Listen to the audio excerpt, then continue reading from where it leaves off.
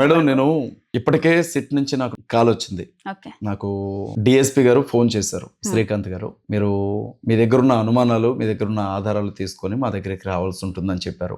సోమవారం రోజు వచ్చి కలుస్తానని చెప్పాను. సోమవారం రోజు నేను వారిని కలుస్తాను. సో మొదటి నుంచి కూడా నేను ఒకే స్టాండ్ మీద ఉన్నాను. ప్రవీణ్ పగడాల గారు చనిపోయిన రోజు నేను రాజమండ్రి వెళ్ళాను. నేను అక్కడికి వెళ్ళినప్పుడు ఆయన డెడ్ బాడీ ఏ స్థితిలో పడుందో అక్కడున్న ప్రజల మొత్తం కూడా చెప్పడం విన్నాను. ఫోటోగ్రాఫ్స్ చూశాను.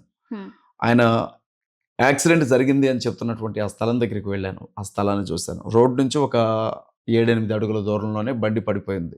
ఇప్పుడు విషయం ఏంటంటే మేడం, బైక్ ఆయన పడిపోయి ఉంటే ఆయన మీద దుప్పటి కప్పినట్లుగా పడుంది బైక్. రెండవది ఏంటంటే ఆయన కళ్ళజోడు జాగ్రత్తగా తీసి పక్కన ఎవరో మడత పెట్టి పెట్టినట్లుగా కళ్ళజోడు ఉంది. ఆయన ముఖానికి ఉన్న మాస్క్ జాగ్రత్తగా తీసి పక్కన పెట్టుంది.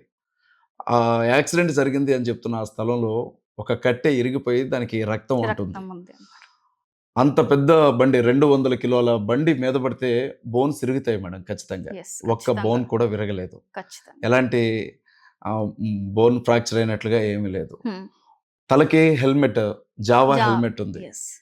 అది ఒక పెద్ద వెహికల్ కింద పడ్డా కూడా తల పగలదు. ఆ బండి మీద నుంచి ఒకవేళ మనిషి పడిపోయాడు అనుకున్నా వెనక్కి అసలు తలకి దెబ్బ తగిలే అవకాశమే లేదు. వెనక్కి ఏ దెబ్బ లేదు మేడం. కానీ మూతి మీద మాత్రం పగలగొట్టినట్లుగా స్పష్టంగా, చాలా స్పష్టంగా కనబడింది. ఆ రోజు ప్రిలిమినరీ రిపోర్ట్ చెప్పారు అక్కడ చూసి పోలీసులు ఒంటి మీద ఉండే బట్టలు తొలగించి. తొడ మీద ఒక 6 అంగుళాలు 7 అంగుళాలు కాలిపోయినట్లుగా ఆయనకి తొడ దగ్గర ఉంది అని చెప్పారు. అయితే నేనేమని అడిగానంటే, మంచిదండి సైలెన్సర్ కాలింది అని అనుకుందాం, మరి ప్యాంట్ కాలలేదు కదా, చర్మం ఎలా కాలింది అని అడిగాను నేను. ప్యాంట్ కాలకుండా చర్మం ఎలా కాలింది అని అడిగాను.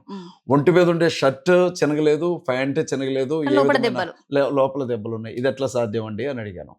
ఆ ప్లేస్ చూసినప్పుడు మాకు అర్థమైంది ఏంటంటే దీని వెనక ఏదైనా కుట్ర ఉందా, ఒకవేళ ఇది యాక్సిడెంటే అని పోలీసులు కూడా అంటే మరి యాక్సిడెంటల్ కేసుగానే మూసేయచ్చు కదా, అనుమానాస్పద మృతిగా ఎందుకు కేసు నమోదు చేశారు?